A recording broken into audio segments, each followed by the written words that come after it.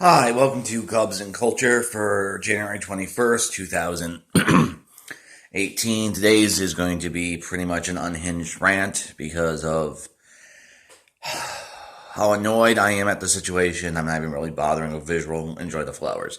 Just so you're aware, eventually, once I get a computer set up, I'm going to actually start making actual videos and editing like images together and etc. Anyway, so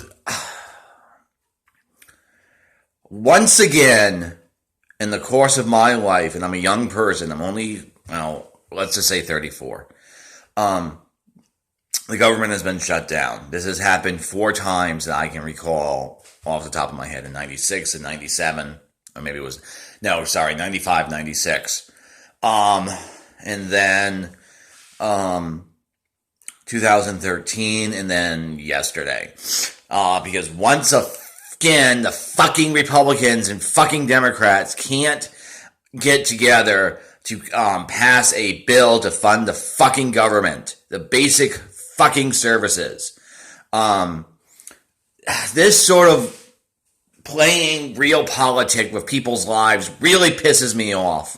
And I've experienced this problem firsthand in that when I used to be an adjunct down in Illinois, the governor Rayner, who was a Republican, withheld this sort of money called MAP money, which it doesn't really making achievement possible. What it stands for, academia uses a lot of acronyms. And I probably lost my job eventually because he did this for nearly 8 months as a way of trying to negotiate a budget deal. So the thing is, and the reason why this bothers me as much as it does, is for politicians and, business interests, budget fights are a matter of increasing the bottom line or some sort of self-interest. It's something of a game to them.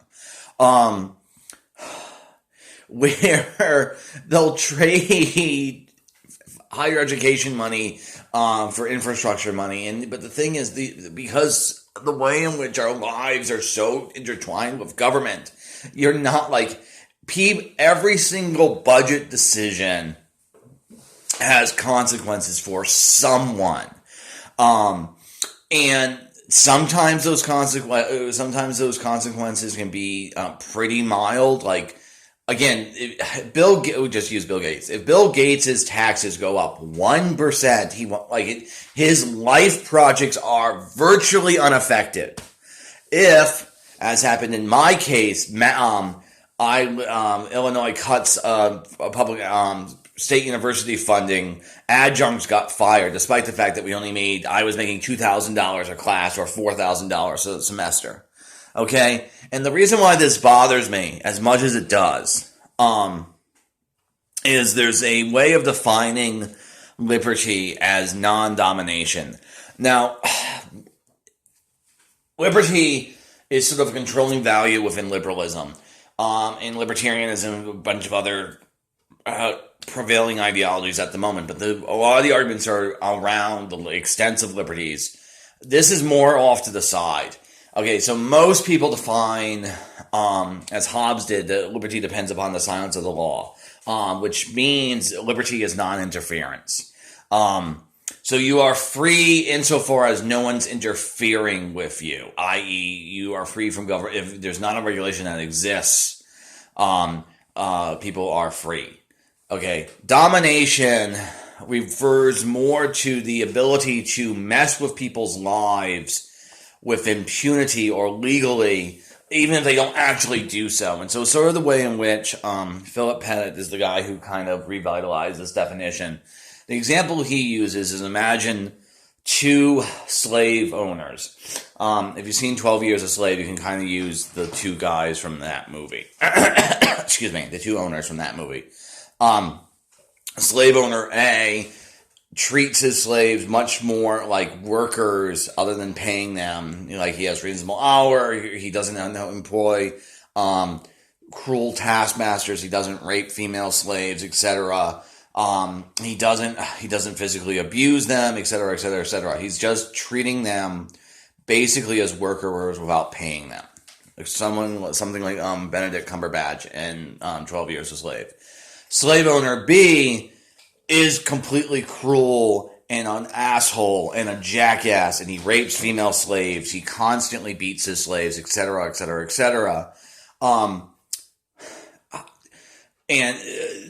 Pettit's definition under the dominant. So if you're thinking of liberty as non-interference, Benedict Cumberbatch is the slave owner A is behaving. He's not behaving completely properly, but he's behaving infinitely better than slave owner B because he's not interfering with them as much. He's simply sort of depriving them of a wage, which is horrible and everything like that. But it's not. Again, if you define liberty as non-interference, it's not the same as sexually assaulting, beating, injuring, breaking up families, et cetera, et cetera, et cetera. Under sort of non-domination, though, slave owner A and slave owner B are exactly the same pieces of shit because they own slaves. So that's what I mean. So, like, for the government, for this. For the ability for Congress to not fund the government is it's a power that they have that it's happened basically every decade of my life that this has happened. That you have to constantly be worried about the sword falling and whether or not if you are a teacher, federal funding, there's so much federal funding involved in our society that you can't get for them to be able to just routinely shut the government down like this because they're having a fucking pissing match, usually over unrelated budget issues, is horrible because you can't really contest it and you just sort of put up with it. And and Mitch McConnell put up a fucking tweet about, it's really easy to end the shutdown. All you have to do is the Democrats have to choose between funding children's health or DACA, which is the Deferred Action of Children Aliens. I really wish they didn't use the word alien. Which is absolutely fucking horrible because that's sort of taking delight in his ability to fuck with people, and to put people into these sort of constrained choices where they have to throw some group under the bus because of the amount of institutional power the Republican Party has. Okay, so let me just go back one really sort of cynical thing. Now again, Republicans and Democrats both do this, though Republicans do it infinitely more. But this idea of treating people's material interests as fungible in these sort of budgetary fights and dominating them in this way, quite possibly the most cynical thing I've ever heard on this front is Obama in 2013, during that fight, he ended up saying to, the guy who cried out, Boehmer, I'm not happy about it, John, but you can have DC abortion, meaning he would defund DC abortion services if the budget fight ended. Well, which basically dominated and fucked with the citizens of DC who don't even get a vote in fucking Congress. So they literally can't contest their treatment. And the way in which... Okay, I really am ranting at this point. And the other thing that really bothers me about this is the issue is always mostly in the Senate because of the filibuster rule. Though, to be fair, in this case, they couldn't even get 51 votes. Where the Senate... Wyoming should not have the ability to block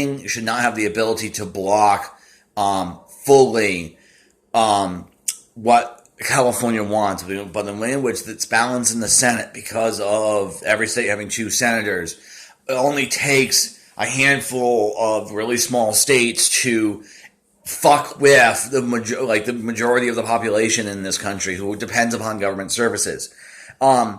And it makes me so mad because it feels like we've been having this fight every fucking year for as long as I've been fucking alive. And every fucking year, people have to worry about whether or not the Congress is going to fuck with them because they're having a fucking pissing match over goddamn who knows what. Now, in this case, this crisis is completely caused by Republicans because of fucking Trump ending DACA. And at least, it's not okay that the powers that be, both Republicans and Democrats, have decided that they wanted to have a fight about DACA as opposed to funding the fucking government. But at least DACA is sort of a hill worth dying on. Because, as I'll say in the next section, it's basically, it's not even minimally just. It's the minimally decent thing the United States should be doing for this class of people. Okay, I'm really sorry about how, ranty this is.